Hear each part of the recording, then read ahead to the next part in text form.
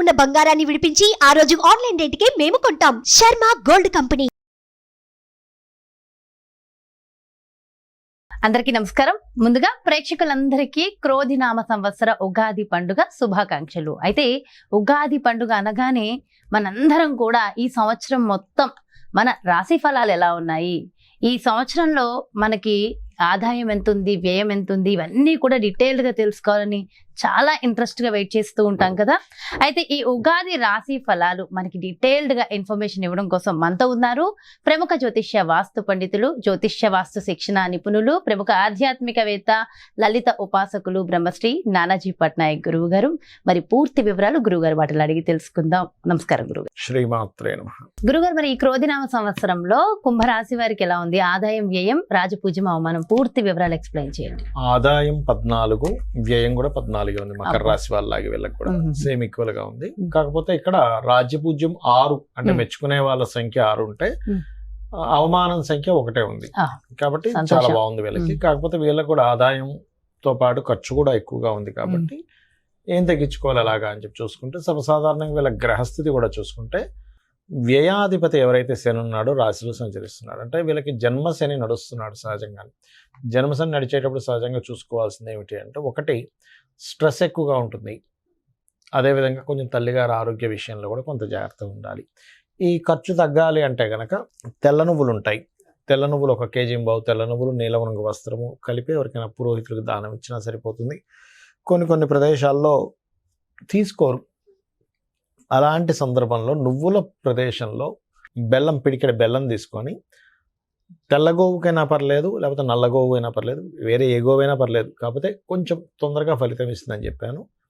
బెల్లము 1 కేజీ బావు బెల్లం తీసుకొని, లేకపోతే 1 పిడికెడ బెల్లమైనా తీసుకొని గోవుకు తినిపించినా కూడా సరిపోతుంది.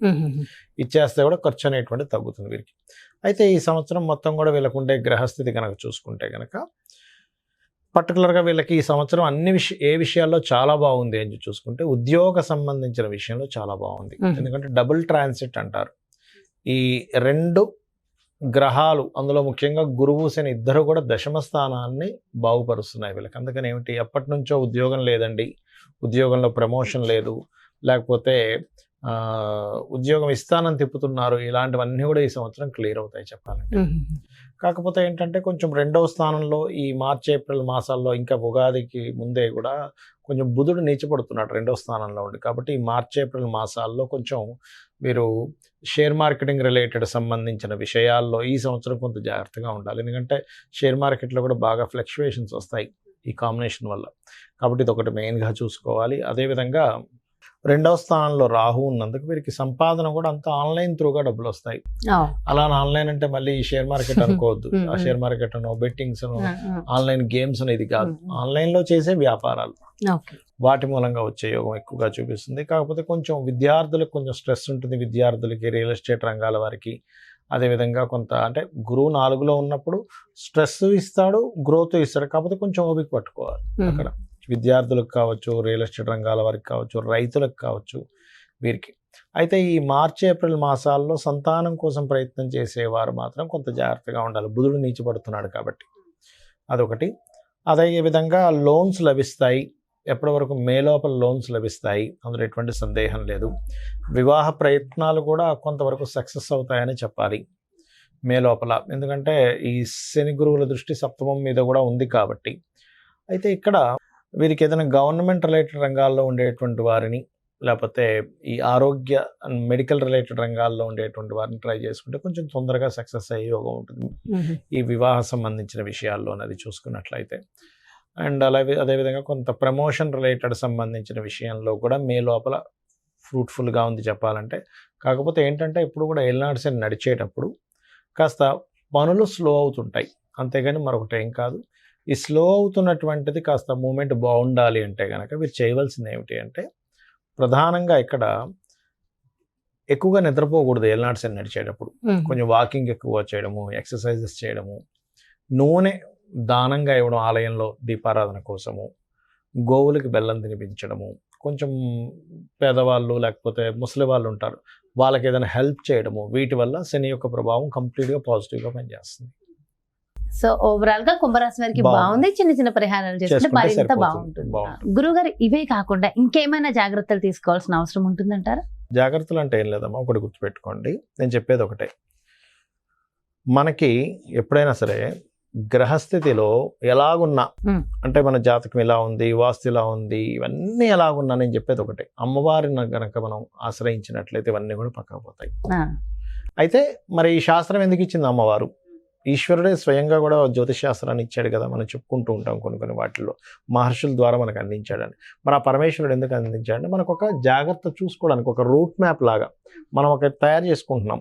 ఏది, ఏ రూట్లో ఎక్కడ ట్రాఫిక్ ఉంది, ఎక్కడ ఏది ఉంది అన్ని తెలుసుకుని దాన్ని బట్టి వెళ్తున్నాం కదా. అలాగే మనకు భగవంతుడే ఈ యొక్క జ్యోతిష్ శాస్త్రాన్ని అందించాడు. దీనివల్ల ఏమిటి, మనం మన జన్మజాతకం కూడా చూసుకోవాలి. అంటే మన జన్మజాతకంలో లగ్నబలం ఎలా ఉంది, ధనం ఏ మార్గంలో వెళ్తే మనకు ధనం సంపాదిస్తాము, ఏ రకంగా ప్రయత్నిస్తే మన ప్రయత్నాలు సఫలీకృతం అవుతాయి, ఏ దిశలో ఉంటే మనకి బాగుంటుంది, సంతాన అభివృద్ధి ఎందుకు అవ్వట్లేదు, వివాహం ఎందుకు అవ్వట్లేదు, మన జన్మజాతకంలో ఉంటుంది. అంటే ఏ సమయంలో వివాహం చేసుకుంటే బాగుంటుంది, అదేవిధంగా మనకి ఏ వృత్తుల్లో బాగుంటుంది, ఏ వ్యాపారాల్లో బాగుంటుంది, ఎందులో ఎప్పుడు ఇన్వెస్ట్మెంట్ చేస్తే మంచిది, ఎప్పుడు ఇన్వెస్ట్మెంట్ చేయకూడదు అనేటువంటి అన్ని విషయాలు ఉంటాయి. మీకు అనిపిస్తుంది మరి ఇవి అన్నీ మన జన్మజాతకంలో ఉంటే మనం మరి ఈ గోచార ఫలితాలు ఇవన్నీ ఎందుకు చెప్పుకుంటున్నాం అంటే ఒకటే గుర్తుపెట్టుకోండి అమ్మా. ఇప్పుడు మీరు షూటింగ్కి వచ్చారు కదా, నార్మల్గా మీ ఇంటి నుంచి ఇక్కడ 40 నిమిషాలు అనుకోండి కార్లో రావడానికి, అదే ట్రాఫిక్ జామ్ అయితే కదా. అంటే ఏమిటి, గంటలోనో 40 నిమిషాల్లోనో వస్తాననేది మీరు ఏం చెప్తారు, గంటన్నర పడుతుందండి అంటారు. అంటే మీ కారు, మీరు మీ డ్రైవర్ కానివ్వండి, మీరు ఓన్గా డ్రైవ్ చేసుకున్నా మీ కారు అదే రోడ్డు అయినా కూడా మరి ట్రాఫిక్ ఉన్నప్పుడు ఏమో ఎక్కువ టైం పడుతుంది, ట్రాఫిక్ లేనప్పుడు హాఫ్ అన్ అవర్లో రాగలుగుతున్నారు. అంటే దాని అర్థం ఏమిటి, సమయం, బయట ఉండే వాతావరణం కూడా మనకు సహకరిస్తేనే మనం సమయానికి వెళ్ళగలం. అలాగే గోచారం అనేటువంటిది ఏంటంటే ఇప్పుడున్న గ్రహస్థితి, ఇప్పుడుండే గ్రహస్థితి ఏ విధంగా ఉంది, పరిస్థితులు ఎలా ఉన్నాయి అనేది చెప్పేదే గోచారం. సో ఈ సంవత్సరం ఈ విషయాలు ఇలా ఉంది కాబట్టి నువ్వు ఈ రెమెడీ చేసుకో, నీ జన్మజాతకం కూడా చూసుకో, ఈ రెండు కలుపుకో. అందుకు ఇంకోటి ఏంటి, నేను ఒకటే చెప్తా, నా జాతకం ఎలా ఉంది, నా దశ ఎలా ఉంది, పాడైపోయింది, ఏం పెట్టుకోకండి, అమ్మవారిని నమ్ముకోండి. అమ్మవారు అంతా దారి చూపిస్తుంది మనకి. ఎలా ఉన్నా జాతకం ఎలా ఉన్నా అమ్మవారు చూపిస్తుంది. ప్రధానం అంటారు. అమ్మని చేయి పట్టుకుంటే తిండి కొదవ ఎలా ఉండదు, అమ్మవారిని పట్టుకుంటే వాడికి దేనికి కొదవ ఉండదు. ఎంతో చక్కగా చెప్పారు గురుగారు. అంటే ఎంతో ఒక ధైర్యం, ఒక మోటివేషన్ అంతే కదా. అమ్మని పట్టుకున్న వాడికి తిండి కొదవ ఉంటుందా? ఏమి ఉండదు, అమ్మాయి చూసుకుంటుందండి. అలాంటిది అమ్మవారిని పట్టుకుంటే దేనికి కొదవ ఉంటుంది? ఎంతో చక్కగా, ఎంతో చక్కటి ధైర్యాన్ని, స్థైర్యాన్ని అందించారు. థ్యాంక్ యూ సో మచ్ గురువు గారు. నమస్కారం. శ్రీమాత్రే నమః.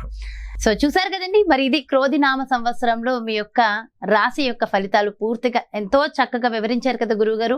మరో చక్కటి ప్రత్యేకమైన కార్యక్రమంతో మళ్ళీ మీ ముందుకు వచ్చేస్తాను. మరి అదేవిధంగా మీ యొక్క జాతకానికి సంబంధించి కానీ, లేదంటే మీ ఇంటి వ్యాపార వాస్తుకు సంబంధించి కానీ గురువు గారిని సంప్రదించాలి, అపాయింట్మెంట్ కావాలి అనుకుంటే క్రింద డిస్ప్లే అవుతున్నటువంటి నెంబర్స్ కి కాల్ చేయండి. నమస్కారం. సుమన్ టీవీలో మీ పర్సనల్ అండ్ బిజినెస్ ప్రమోషన్స్ కోసం కింది నెంబర్ కి కాంటాక్ట్ చేయండి.